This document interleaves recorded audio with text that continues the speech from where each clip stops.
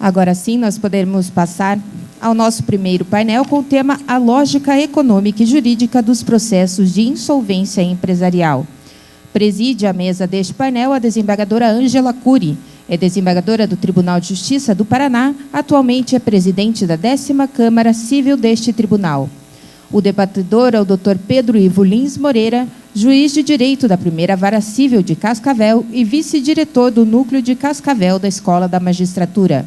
Segundo o debatedor, Dr. Samuel Hubler, advogado e administrador judicial, presidente da Comissão de Recuperação Judicial e Falência da Subseção de Maringá, da Ordem dos Advogados do Brasil, Seção Paraná, sócio da Hubler Advocacia. E palestrante desta manhã, o Dr. Daniel Carnio Costa, doutor em Direito, juiz de Direito da Primeira Vara de Falência e Recuperação Judicial de São Paulo, professor da PUC de São Paulo e coordenador acadêmico do IBA-JUDE. Nós passamos a palavra, então, à condução dos trabalhos, à desembargadora Ângela Cury, presidente deste painel. Bom dia a todos. Quero dar-lhes as boas-vindas. Em primeiro lugar, agradeço a oportunidade de participar dessa mesa, a EMAP, a AMAPAR, ao Dr. Antônio Carvalho, enfim. Quero também cumprimentar a todos, em especial os componentes dessa mesa, o Dr. Daniel Costa, o nosso palestrante da manhã, os debatedores, o Dr. Pedro Ivo Moreira e o Dr. Samuel Hubler. É isso? É assim? Hubler. Teremos aqui 35 minutos para a palestra, com 5 minutos por cada debatedor na sequência da palestra. Em primeiro lugar, eu até fico satisfeita que já foi, de certa forma, anunciado o currículo do nosso palestrante, porque ele é bem extenso e eu acho que eu tomaria assim, metade do tempo da palestra dele. Mas, enfim, complementando algumas coisas que eu vi, o doutor Daniel, além de ser mestre em Direito pela FADISP, ter doutorado pela PUC, também é mestre em Direito Comparado pela Stanford University nos Estados Unidos, é pós-doutorando em Direito na Universidade de Paris, é professor e coordenador da pós em Recuperação de Empresas da FADISP e do Instituto Brasileiro de Administração Judicial. É professor também da PUC de São Paulo e da Western School of Law também, e em Cambridge e Oxford.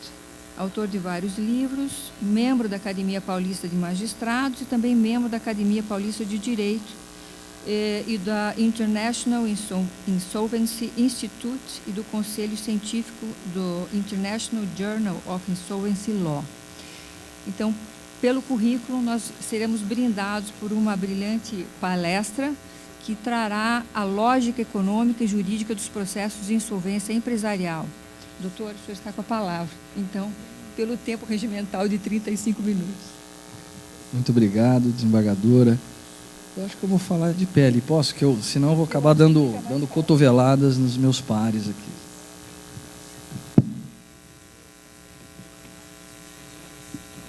Alô, bom dia a todos. Muito obrigado, desembargadora Ângela, pela apresentação. Uma honra participar de uma mesa presidida por Vossa Excelência. Obrigado aos meus colegas aqui de mesa que participarão como debatedores, que além de especialistas na área, são também amigos. Também um prazer poder participar da mesa com vocês. Muito obrigado ao Tribunal de Justiça aqui do Paraná, à escola, à Associação de Magistrados. Eu cumprimento essas entidades na pessoa do meu amigo Tony, na pessoa do presidente do Tribunal de Justiça aqui do Paraná. É sempre um prazer, é sempre um privilégio poder participar dos eventos organizados aqui no Paraná, pelo Tribunal, pela escola e pela associação. Basta ver a plateia hoje, com mais de 200 pessoas, nesse lugar maravilhoso que é o Tribunal Pleno, né? Isso mostra a competência da organização e mostra também a importância que esse tema tem hoje em dia. Lá na PUC, há alguns anos atrás, a gente tinha dificuldade de montar uma banca de doutorado, onde nós precisamos de 5 doutores na área de direito empresarial e, mais especificamente, na área de insolvência, porque não era uma área tão divulgada não era uma área tão explorada. Hoje, feliz ou infelizmente, não sei dizer, a área de insolvência, especialmente, acabou tomando uma relevância muito grande.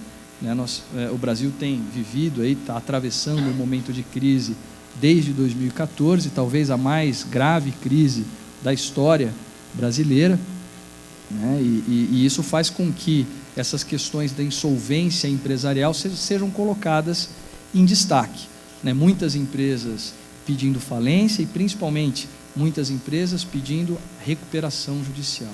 E a primeira ideia que a gente tem que ter quando vai falar da lógica econômica e jurídica da recuperação judicial, que é uma dessas ferramentas do sistema de insolvência empresarial, é a ideia de que essa é uma ferramenta trazida pelo legislador e que tem por objetivo ajudar a empresa em crise a superar esse momento de crise para que continue em funcionamento, gerando os empregos, gerando os tributos, a circulação de bens, de produtos, de serviços, enfim, a circulação de riquezas. Então, a ideia principal, a ideia central é essa: recuperação judicial existe em função da preservação desses benefícios gerados pela atividade empresarial.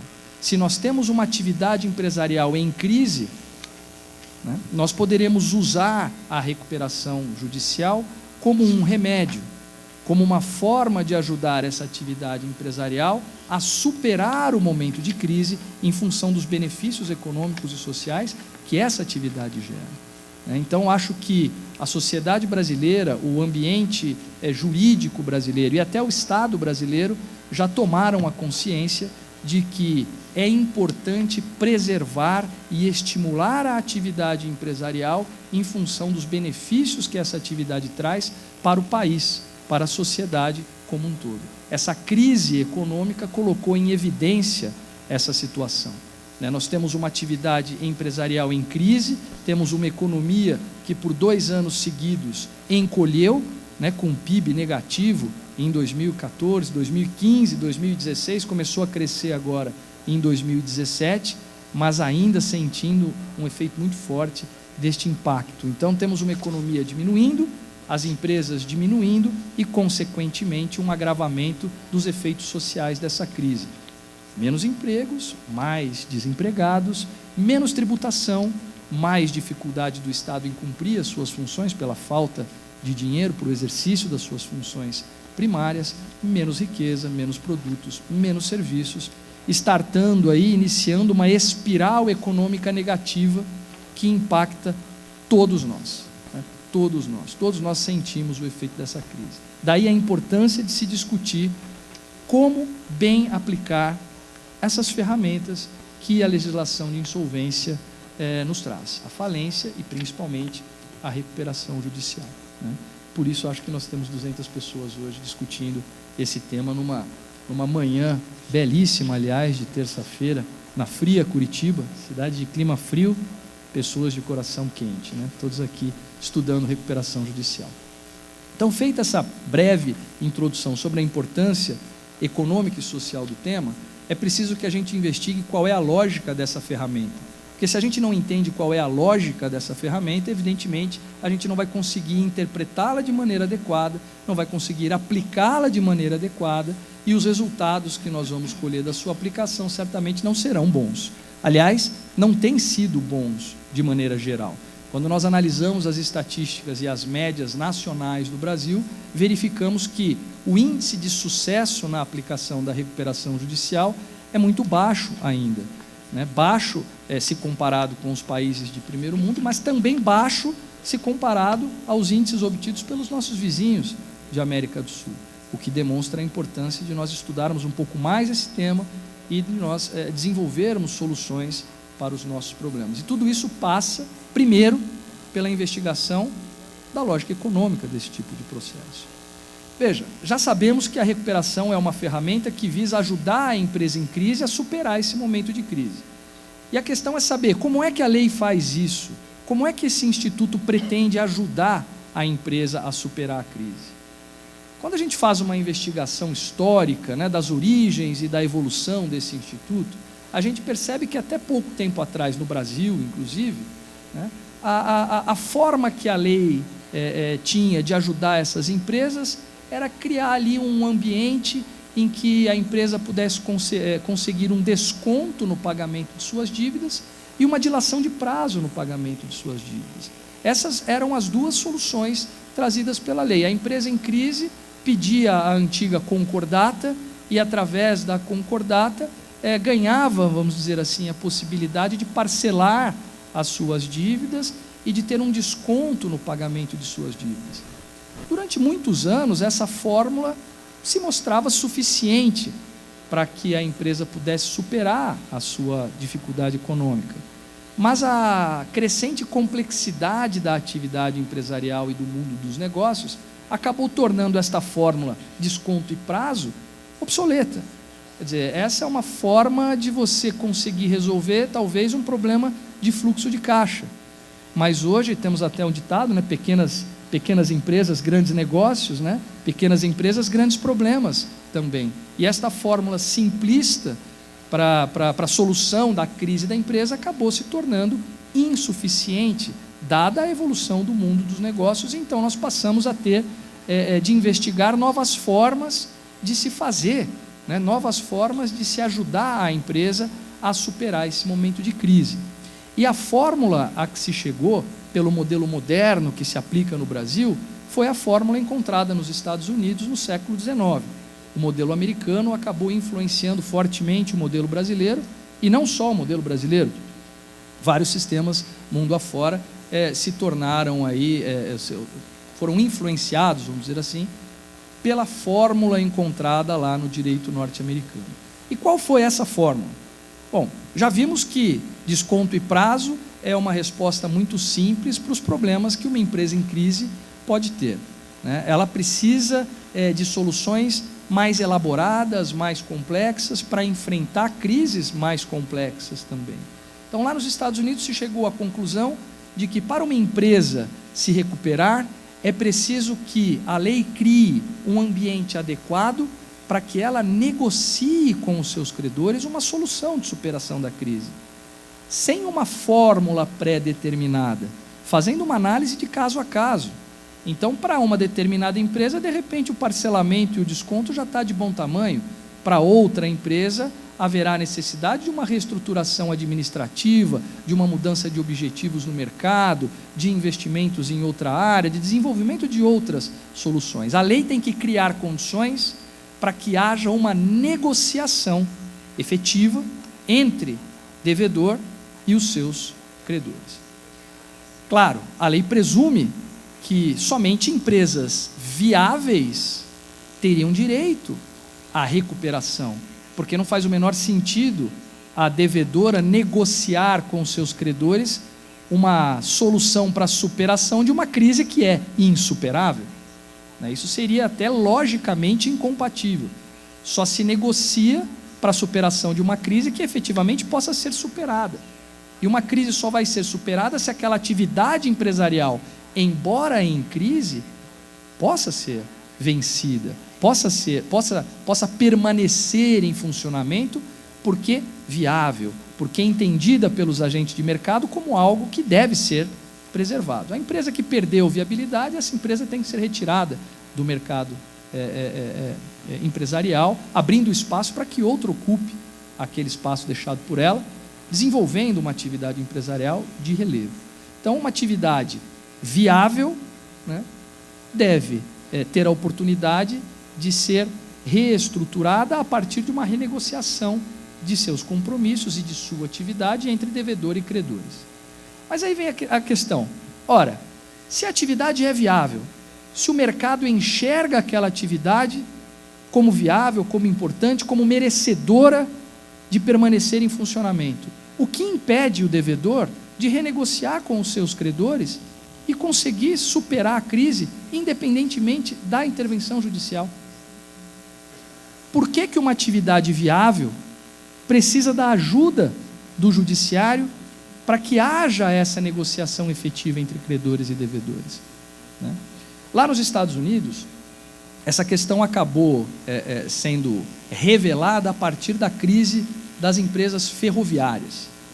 As empresas ferroviárias que se desenvolveram nos Estados Unidos, né, durante o período de interiorização da colonização do território americano, né, aquelas ferrovias que iam para o Velho Oeste. A gente que gosta de filmes aí de Mocinho e Bandido, Faroeste, essas coisas, a gente lembra, né, daquelas ferrovias indo, né, em busca de ouro, exploração de matéria-prima no Oeste, no Velho Oeste americano.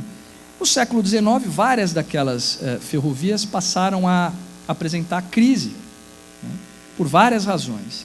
E lá nos Estados Unidos, eles chegaram à seguinte conclusão: ora, do ponto de vista de mercado, e os americanos são muito pró-credores, né, o sistema é um sistema pró-credor, que coloca o foco da proteção legal muito mais sobre o interesse do credor do que do devedor. Então lá eles chegaram à seguinte conclusão: se nós temos uma atividade ferroviária como essa em crise, nós credores temos que fazer a seguinte comparação: quanto vale esta atividade liquidada? Quantos credores vão receber em caso de liquidação dessa sociedade? Bom, uma empresa ferroviária tem um trem velho, trilhos de ferro velho, madeira velha e uma faixa de terra tão estreita que acaba não tendo expressão econômica, valor econômico. Portanto, o valor de liquidação dessa empresa é muito pequeno. Mas quanto vale esta empresa funcionando? Bom, esta empresa funcionando vai gerar mais riqueza do que ela liquidada. Se ela gera mais riqueza funcionando do que liquidada para os credores chegam à conclusão de que ela deve ser mantida em funcionamento. Mas, de novo, se os credores chegam à conclusão de que é melhor para eles que aquela empresa permaneça em funcionamento, qual é a dificuldade que a devedora teria de convencê-los disso, para que a dívida fosse renegociada? E a dificuldade é a seguinte: imagine que esta empresa tenha 300 de ativo e 400 de dívida, ou seja, ela se tornou insolvente, ela tem 4 credores, ela deve 100 para cada credor, e ela tem 300 de ativo. Do ponto de vista global, ela está insolvente, ela precisa renegociar essas dívidas com os seus credores, para que ela permaneça em funcionamento. E ela vai negociar com esses credores, fora do juízo. Ela vai para o credor número 1, conta toda essa história que eu contei para vocês, mostrando ao credor que ela vale mais funcionando, e que se ele renegociar a dívida com ela, ele vai ganhar mais do que se ela for liquidada. E esse credor número 1 é colaborativo e renegocia essa dívida com ela. Ela vai ao credor número 2, conta a mesma história, e esse credor número 2, também colaborativo, renegocia essa dívida com ela. O credor número 3 também. Mas aí ela vai ao credor número 4. E esse credor número 4 dá a seguinte resposta a ela: bom, para começo de conversa você não é mais insolvente, porque você renegociou com seus outros credores e agora você tem ativos suficientes para me pagar integralmente. Logo eu não preciso renegociar com você. E mais, ainda que assim não fosse, você me deve 100 e tem 300 de ativo. Logo você tem ativos para me pagar integralmente. Então eu não negocio com você, e não só não negocio, como eu vou executar individualmente você e vou penhorar 100 do seu patrimônio, porque se eu penhorar primeiro esses 100, eu ganho a prioridade no recebimento desses valores, e não estou me importando com a sua atividade e nem com os demais credores, eu penso na minha situação. Quando esse credor, que lá nos Estados Unidos é chamado como credor holdout, é o credor que quer ficar de fora, é o resistente à negociação. Quando esse credor se nega a negociar e mais, penhora o patrimônio da devedora de maneira individual, qual é a conduta estimulada aos outros credores? O que os outros credores vão fazer diante disso? Bom, se eu sou o credor número 3, a primeira coisa que eu penso é: a renegociação global já foi por água abaixo porque aquele credor não concordou. E pior, aquele credor entrou com uma ação individual e já penhorou 100. Ela ainda tem 200 de ativo e me deve 100. O que eu vou fazer? Eu vou entrar com uma execução individual e penhorar 100, porque eu ainda tenho a possibilidade de receber 100% do que ela me deve. E o credor número 2 e o credor número 1 vão fazer exatamente a mesma coisa. E qual é o resultado desta desse estouro da boiada de credores indo atrás do patrimônio daquela empresa. Aquela empresa vai ter as suas atividades encerradas. E no final das contas, nenhum dos credores vai receber 100%, vão receber menos do que receberiam se a renegociação tivesse sido feita. A teoria dos jogos explica esse comportamento. Esse é o dilema do prisioneiro, onde a decisão individual ou a somatória das decisões individuais não levam, ou às vezes não levam, à decisão coletiva que seja mais favorável ao grupo. A soma das vontades individuais, nesse caso, não é igual ao bem comum. Então vejam, através desse cenário, o legislador americano acabou identificando os dois principais problemas dessa renegociação, dando aquela resposta à pergunta que fiz há pouco. Por que que uma atividade viável, em que o prosseguimento dos trabalhos daquela atividade empresarial vai gerar mais benefícios aos credores do que o encerramento, por que que uma atividade nessa situação precisa da ajuda judicial para se reestruturar? Precisa da ajuda judicial para que o Poder Judiciário, através da aplicação desta ferramenta, neutralize os dois principais problemas dessa renegociação. Primeiro problema, as ações individuais.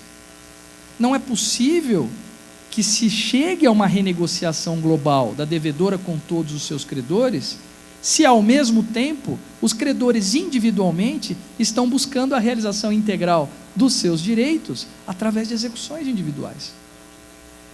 Porque a execução de um vai estimular a execução do outro e, no final das contas, a soma das execuções individuais vai levar ao encerramento daquela atividade e, portanto, vai se perder a oportunidade de se ter uma renegociação global e, do ponto de vista social e econômico, nós teremos um prejuízo. Prejuízo aos credores, que receberão menos na liquidação do que na renegociação, prejuízo à sociedade, que perderá uma atividade que tinha interesse social.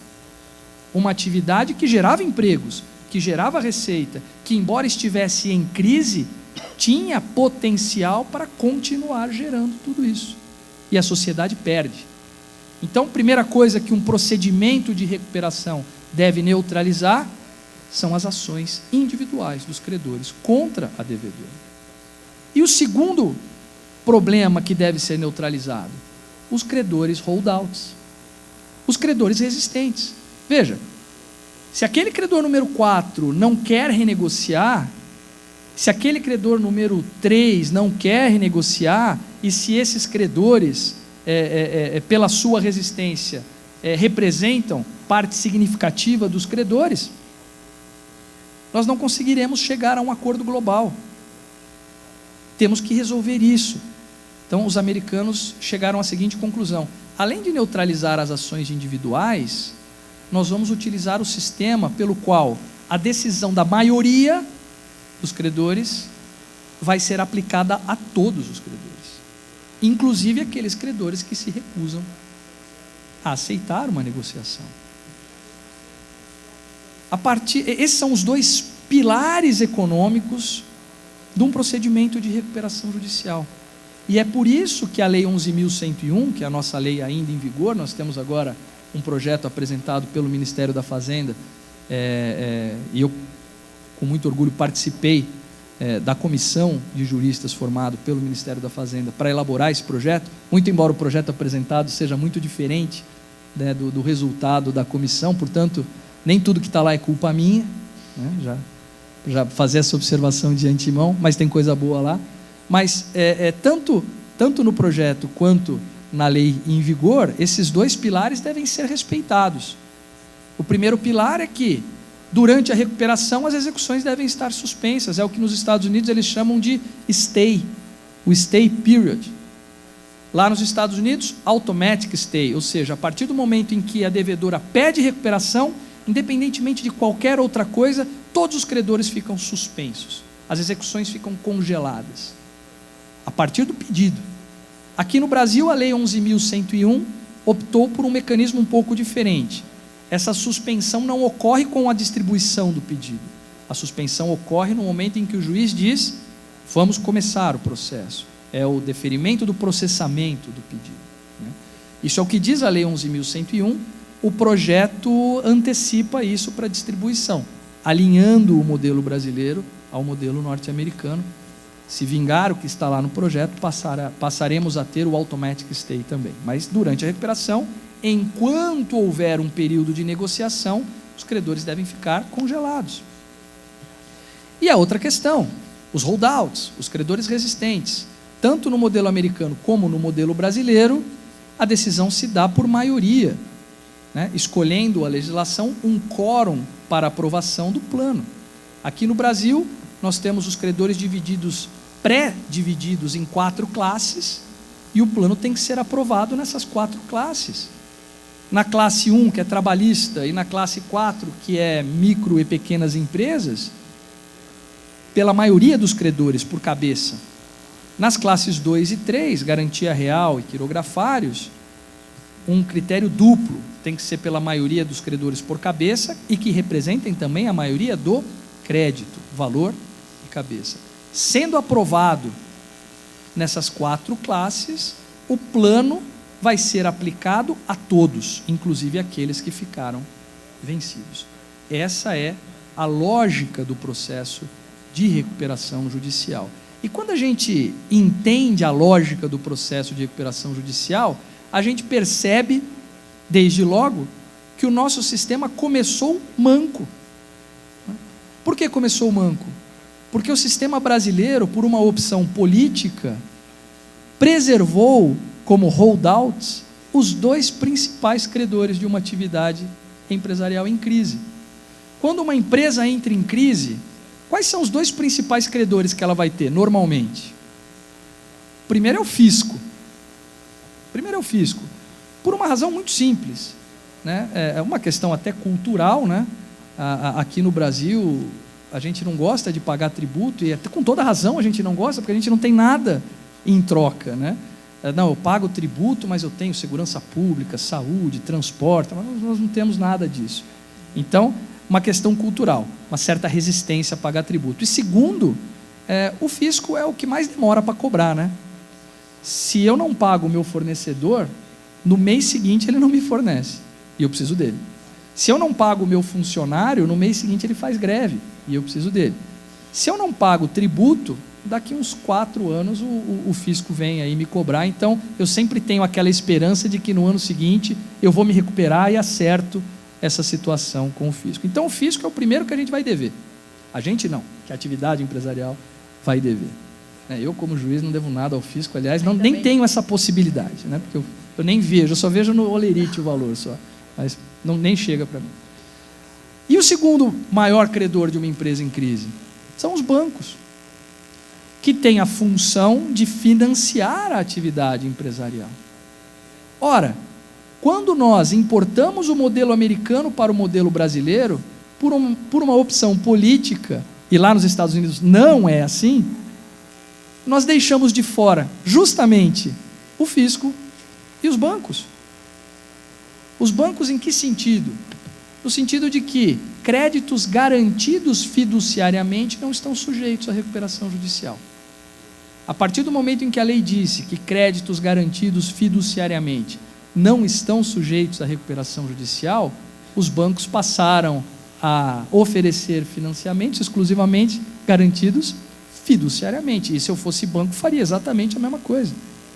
Por que eu vou emprestar utilizando uma garantia que eu vou ter mais dificuldade de realizar, e se a devedora pedir recuperação, vou ser obrigado a renegociar? Eu faço o oferecimento do financiamento utilizando uma garantia que me deixe fora do processo de recuperação. Não estou obrigado a renegociar, não estou impactado pela recuperação, e tenho possibilidade muito maior de realizar na prática aquela garantia. Então, fisco e bancos ficaram de fora da recuperação judicial. E aí eu pergunto a vocês, como é possível a empresa em crise renegociar de maneira global se os seus 2 principais credores estão fora do processo de recuperação? Isso explica, por si só, o baixo índice de sucesso que nós temos em recuperação judicial. Pela não participação no concurso de credores, vamos dizer assim, é impróprio dizer isso, mas para ficar mais claro, dos dois principais credores. Sem o fisco e sem os bancos, a minha renegociação não será global. E se a minha renegociação não é global, a chance dela dar errado é muito grande. Aliás, enquanto eu estou negociando com os credores sujeitos à recuperação, o banco está executando a garantia, o fisco está executando o tributo, e eles estão constritando o patrimônio da devedora.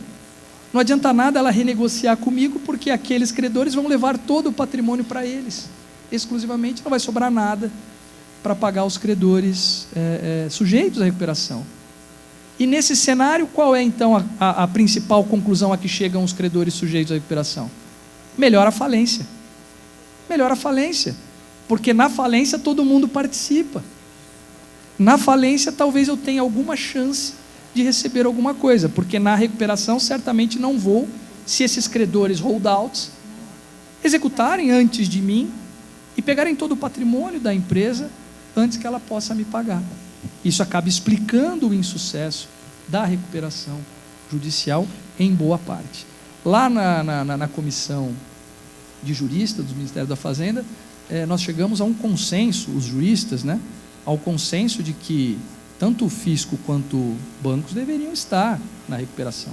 Claro, atendidas as especificidades e a importância desses credores, mas sujeitos à recuperação.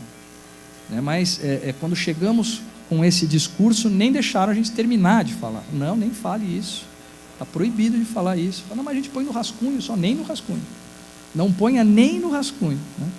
E aí, então, a gente chegou à conclusão de que era melhor ter uma reforma do possível para, num segundo momento, fazer uma reforma novamente naquilo que é essencial. Por enquanto, isso está totalmente fora de questão, e mesmo com a reforma no modelo que se avizinha, a tendência de que fisco fique fora e de que bancos fiquem fora. Resultado, e já terminando aqui a minha apresentação, meu tempo já terminou? Não, quase. Quase, então ainda tenho mais alguns minutinhos para concluir. Resultado, o que os tribunais estão fazendo? Até inconscientemente, porque essa ideia de recuperação é uma ideia muito mais própria de quem se dedica ao estudo desse instituto. E, infelizmente, a grande maioria dos juízes que conduzem processos de recuperação não são juízes especializados nessa área, são juízes cíveis, que ficam desesperados quando cai lá na vara deles um processo desses que vai arrebentar com a vara e vai obrigar o juiz a dedicar um tempo para aquele processo e para o estudo, tempo esse que muitas vezes ele não tem, e o fará em prejuízo dos outros processos. Então, o que estão fazendo os juízes, ainda que intuitivamente? Encontrando interpretações na lei que lhes permitam evitar que bancos e fisco executem individualmente as suas dívidas. É tão intuitivo isso, que mesmo sem conhecer a lógica econômica do processo de recuperação, mesmo sem saber dessa história toda que a gente conversou agora, os juízes chegam à conclusão de que, se permitirem ao banco executar aquela garantia fiduciária, aquela atividade acaba. E se aquela atividade acaba, o processo de recuperação acaba. E se o processo de recuperação acaba, isso representará um prejuízo social relevante, inclusive aos credores. Mas não só aos credores, à sociedade e à economia do país como um todo. Então, intuitivamente, os juízes vão encontrando soluções a partir de interpretações jurisprudenciais que dizem: banco, infelizmente você está fora, mas não vai executar, porque este ativo é um ativo essencial ao desenvolvimento da atividade da empresa. Fisco, você pode prosseguir com a sua execução, mas na hora que você penhorar algum ativo da empresa, o juiz da recuperação tem que ver se esse ativo é essencial ou não ao desenvolvimento das suas atividades. O Superior Tribunal de Justiça já pacificou esse entendimento, pelo menos até agora, dizendo que, não sei, o Tribunal Banana Boat, assim, ele vai para lá, vai para cá para derrubar todo mundo, enquanto não derruba todo mundo, não para. Mas, por enquanto, está lá dito que cabe ao juiz da recuperação decidir sobre a expropriação de ativos da empresa em recuperação, em relação a credores que não estão sujeitos à recuperação. Para quê? Para preservar o interesse social em detrimento do interesse particular de um único credor, preservando os benefícios econômicos e sociais que decorrem da atividade empresarial.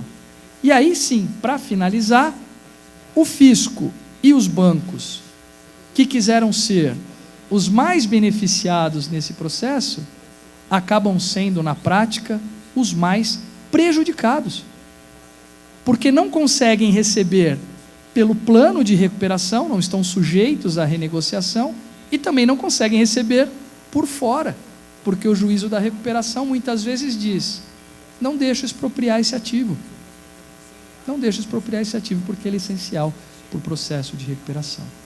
Então, hoje nós chegamos a um ponto em que a legislação buscou exageradamente proteger alguns setores da economia, e como esta proteção foi tão exagerada que acabou impedindo que o sistema realizasse os seus próprios objetivos, né, os tribunais acabam superando esses direitos garantidos pela lei exageradamente a esses determinados setores, e no final do dia esses setores acabam totalmente desprotegidos, o que acaba exigindo dos juízes especializados a aplicação daquelas teorias que eu venho conversando com os meus colegas: divisão equilibrada de ônus, superação do dualismo pendular, que nada mais são do que teorias que visam fazer com que o processo seja conduzido de maneira equilibrada, fazer com que o resultado final prevaleça, sendo ele um resultado de interesse social, mas que não se faça à custa de um único credor, menos ainda à custa daquele credor que não está sujeito à recuperação. O juiz tem que equilibrar as coisas. Acho que agora o meu tempo já terminou. Eu espero que eu possa ter aqui ajudado, contribuído alguma coisa na formação de vocês e no levantamento de questões que vão ser discutidas durante todo o dia de hoje com as demais palestras que serão proferidas aqui. Muito obrigado pela atenção de vocês.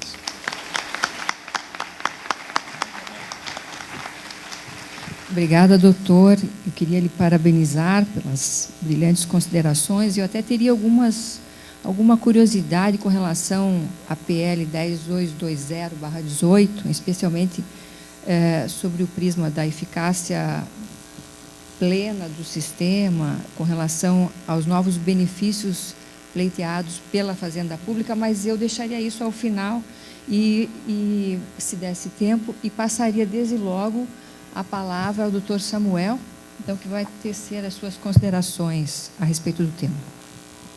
Bom dia a todos. Primeiramente, gostaria de cumprimentar o doutor Daniel pela palestra.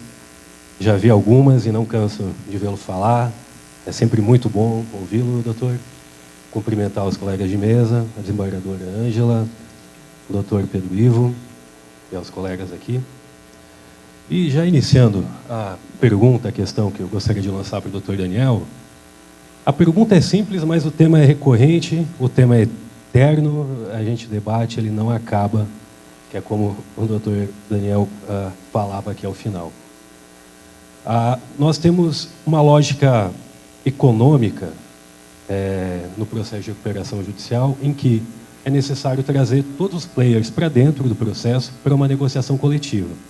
Porque se nem todos negociarem juntos, sempre vai ter aquele credor chamado holdout, que vai tentar extrair o maior benefício para si e vai segurar a negociação, correto? Já a lógica jurídica, ou mais bem dizendo a lógica normativa, tal qual está hoje no 11.101, e que ainda remanesce na redação atual do projeto de lei, deixa fisco e, bem dizer, bancos, ACCs e credores proprietários fora do processo. Na prática, quem milita na área vê que se chega ao final da fase de negociação do processo, com a aprovação do plano, em que o plano é aprovado, mas a situação da empresa não está resolvida. Só se resolve parte do problema. Chega-se talvez àquele que é considerado o momento em que a empresa tem a recuperação concedida, espera-se que os problemas foram sanados, mas, na verdade, em muitos casos, é só metade do débito que está equacionado. Ou nem metade, porque fisco, garantia fiduciária, está fora. E a eterna questão é, o cobertor é curto, a lógica jurídica é ineficiente, ela não consegue cobrir todas as demandas econômicas e negociais da empresa, e aí fica a empresa, fica o judiciário, cada um equilibrando pratos, um em cada mão, para tentar achar uma solução que, por um lado, não leve à quebra da empresa, e, por outro lado, não deixe esses credores, quando possível, sem receber nada. Vide o exemplo da trava bancária sobre maquininha de cartão, que chega a fazer a conciliação de praticamente 100% do faturamento da empresa. E eu queria saber da opinião do doutor, muito com base na sua experiência prática, cotidiana, lá da primeira vara, como que o doutor tem lidado para conciliar esses interesses quando o sistema é, de certa forma, falho, ou seja, não consegue lidar plenamente com todas essas questões.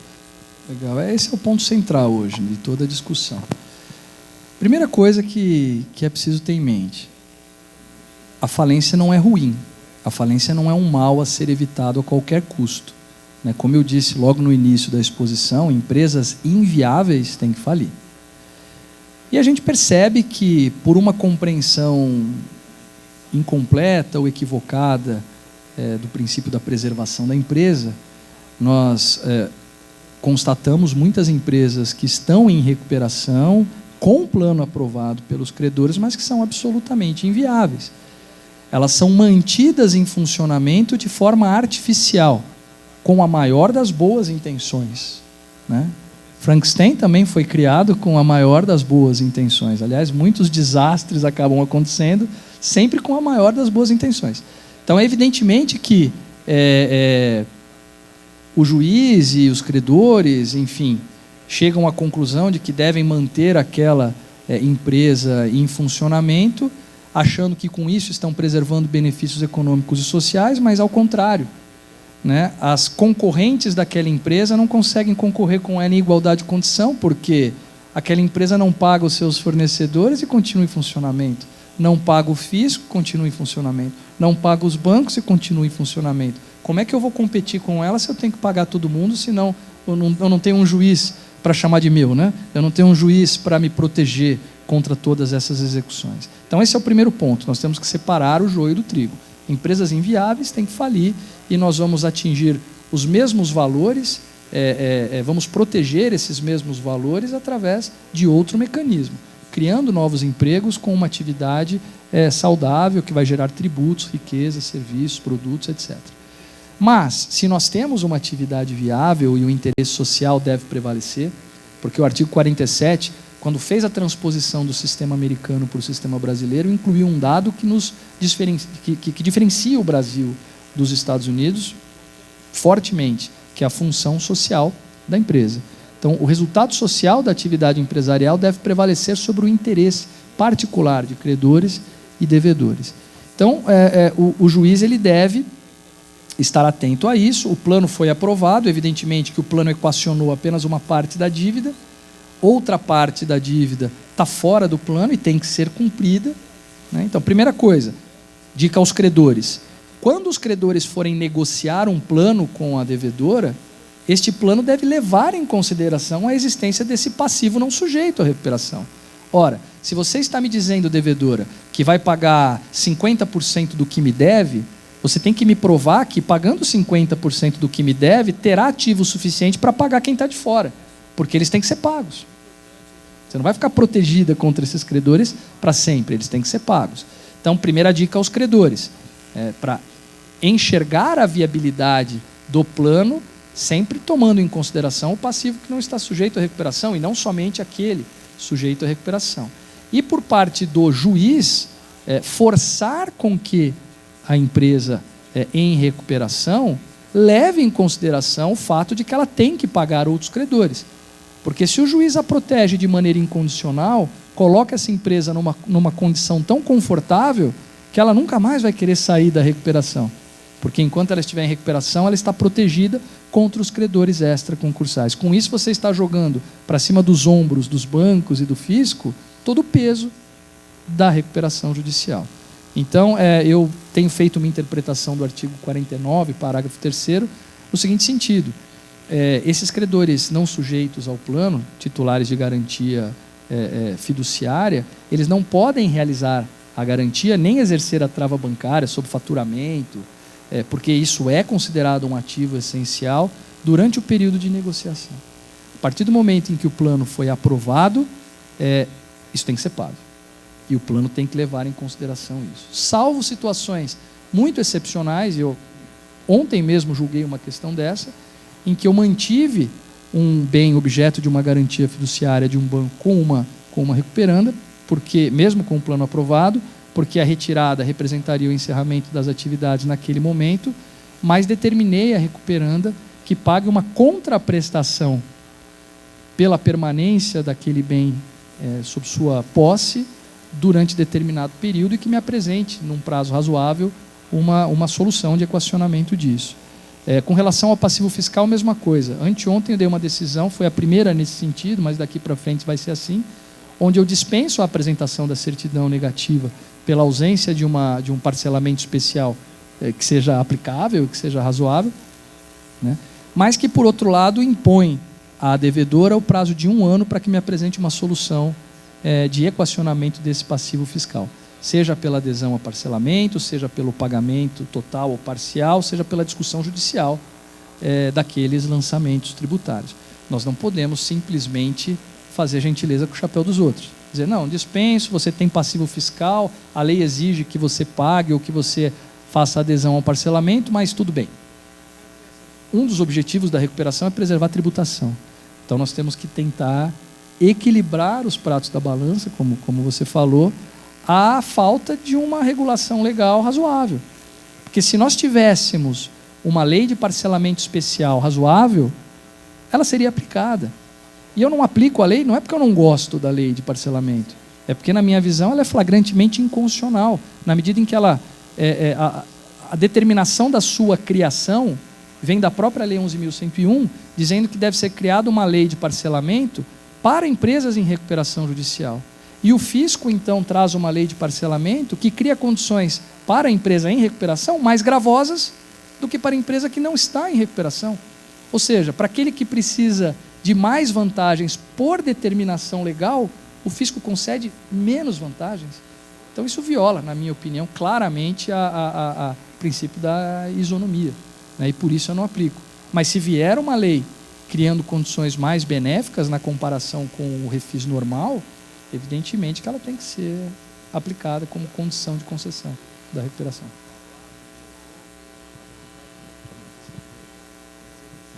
Doutor Pedro Ivo, o senhor está com a palavra, então. Obrigado, desembargadora. Queria cumprimentar a mesa, iniciando pela desembargadora Ângela Cury, doutor Samuel, doutor Daniel, parabéns pela excelente palestra. Eu acho que a questão que foi trazida pelo doutor Daniel aqui é muito pertinente, pelo menos para o juiz de primeiro grau. O principal problema talvez não seja nem até a realização da Assembleia Geral de Credores, mas sim depois da aprovação do plano. O que fazer com tantos interesses contrapostos, cuja a legislação não traz respostas? Se a gente hoje analisar a Lei 11.101 e buscar resolver os principais problemas que decorrem de um processo de recuperação judicial ou de falência, a gente não vai encontrar essa resposta. Pior, a própria redação da lei já não traz os resultados que a jurisprudência vem aplicando. Então, a lei exige uma certidão negativa para fins de concessão do plano de recuperação judicial. Hoje, a jurisprudência já não aplica isso com rigor. A lei diz que o fisco não se sujeita e poderá executar seus créditos paralelamente. A jurisprudência do STJ também bloqueou esse privilégio ao fisco, dando poderes totais para o juiz da recuperação judicial controlar as constrições patrimoniais da empresa. Isso gera um grande problema no futuro, a partir do momento que o plano de recuperação judicial é aprovado, né?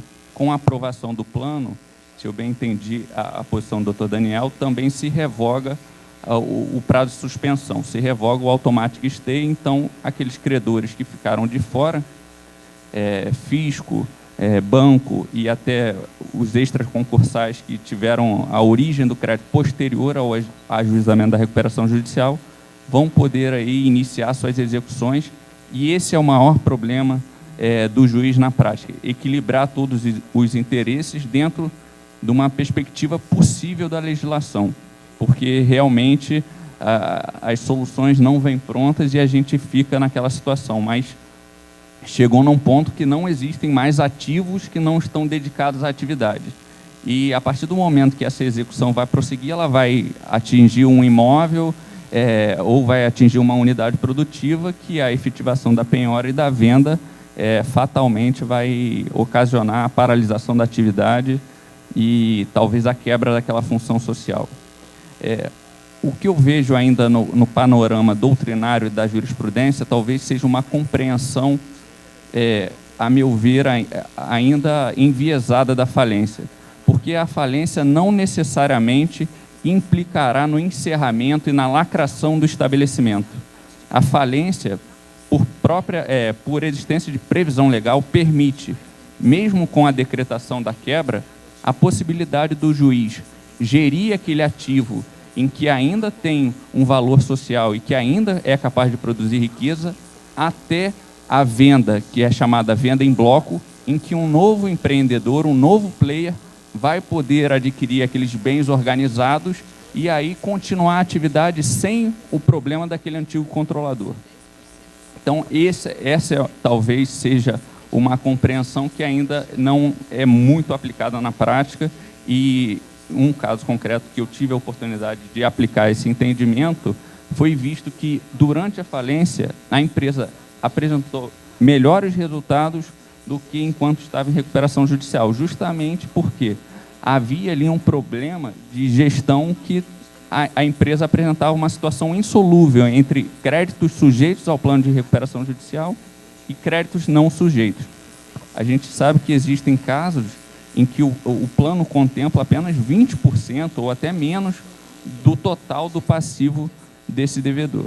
E essa é a pergunta que eu trago para o Daniel agora, é justamente quando o administrador judicial traz uma realidade matemática que é impossível, ou praticamente impossível, desse devedor equacionar todas as suas dívidas, equilibrar o seu passivo com todos os credores, mas, logicamente, os credores que estão sujeitos ao plano, por exemplo, a classe quirografária, sempre verá uma vantagem em aprovar o plano, justamente porque numa falência ele fica classificado atrás do fisco. Então, ele tem um incentivo econômico em sempre aprovar o plano, por pior que ele seja. E aí, às vezes, o juiz se depara com um plano que, na realidade, é impossível de ser implementado pelo histórico da empresa, que chegou realmente numa situação insustentável, mas, ao mesmo tempo, esse juiz se vê inviabilizado de controlar o plano por certas questões que precisam ser aprimoradas, talvez na prática, dos poderes do juiz no momento de controlar o plano de recuperação judicial. Você tocou em aspectos muito importantes. O primeiro, a questão da essencialidade do ativo sujeito à constrição e que o juiz acaba protegendo. Essencialidade não é uma palavra mágica, né? A essencialidade do ativo deve ser apurada concretamente. Então, eu tive um caso, por exemplo, em que se tratava da recuperação judicial de uma transportadora e havia ali alienação fiduciária de caminhões. E o banco veio lá e pediu, olha, eu vou executar e consolidar a propriedade desses caminhões. E a recuperanda, não, são ativos essenciais, eu sou transportadora. Mas no caso concreto, ela tinha 100 caminhões e, porque estava em crise, utilizava apenas 10. Então, qual era o problema de se permitir aquele credor realizar essa garantia? Isso não impactava no exercício da atividade, aqueles caminhões estavam ociosos.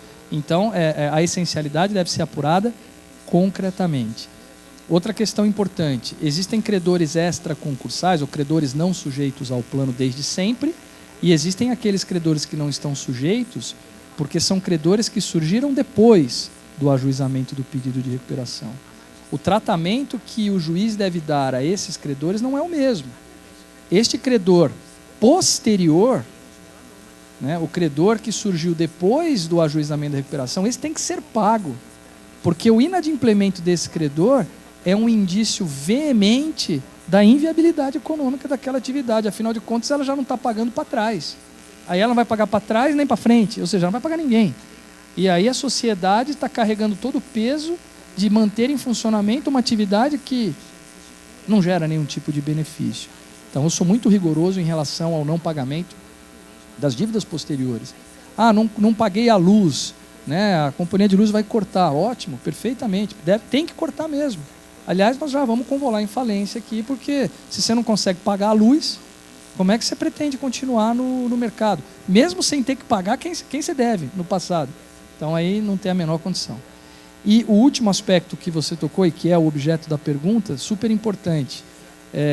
Às vezes o plano ele é aprovado pelos credores porque o plano leva em consideração apenas os credores concursais. Então o plano é mais ou menos assim. Eu tenho 100 de ativo, meus queridos credores concursais. Vou pegar estes 100 e vou dividir entre vocês. E todo mundo concorda. Mas eu tenho 300 de dívida fiscal, que eu não digo como eu vou pagar. Eu tô contingenciando todo o meu ativo para pagar os credores concursais e não digo como vou pagar os credores extra concursais. Isso seria uma fraude fiscal homologada pelo juiz, né? Por isso é que eu exijo que a recuperanda apresente no plano uma solução de equacionamento do passivo extra concursal. E eu entendo que isso não significa interferir nas condições negociais do plano, na soberania, entre aspas, dos credores. Isto é legalidade, porque a lei diz que o plano tem que ser apresentado com um laudo de viabilidade. Isso é um requisito legal. Então a conta deve fechar. O plano tem que parar em pé. Agora, se as premissas que fazem com que o plano parar em pé são premissas meio que fantasiosas, mas o mercado acredita nelas, os credores acreditam nelas, aí é outra história.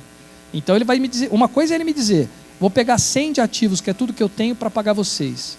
Essa conta não para em pé, porque você tem 300 de passivo não sujeito ao plano. Então não dá para você pagar, você está reconhecendo que você não vai pagar o resto. Isso é inviável. Outra coisa é dizer, olha, eu tenho 100 de ativos, eu vou pegar 80 para pagar o concursal e vou pegar 20 para pagar o extra concursal, que é de 300. Por quê? Porque eu vou discutir judicialmente esses lançamentos fiscais, porque eu vou aderir a um parcelamento no prazo de 1 ano e dar uma solução de equacionamento. Se isso é crível ou não, isso é o mercado que tem que acreditar, não o juiz. Ou pior, né? Às vezes ele diz, olha, e eu vou aqui, eu tenho uma expectativa de faturamento de 100 milhões por mês aqui a partir da concessão da recuperação. Pô, mas você faturava 1.000, você está achando que depois da recuperação vai faturar 100 milhões? Tenho fé. Mas quem tem que acreditar nisso são os credores, não eu, né? Se os credores, que representam a vontade do mercado, acham que é possível que ele fature 100 milhões, quem sou eu para me substituir à vontade do mercado? O que vai acontecer é que provavelmente não cumpre, e aí eu vou convolar em falência logo no início dessa fiscalização judicial. Mas é importante que o juiz esteja atento à fiscalização da viabilidade do plano, não em termos econômicos, porque as condições negociais são negociadas com os credores e eles é que têm que acreditar no futuro daquela empresa. É uma decisão de mercado. Mas, pelo menos teoricamente, a conta tem que fechar.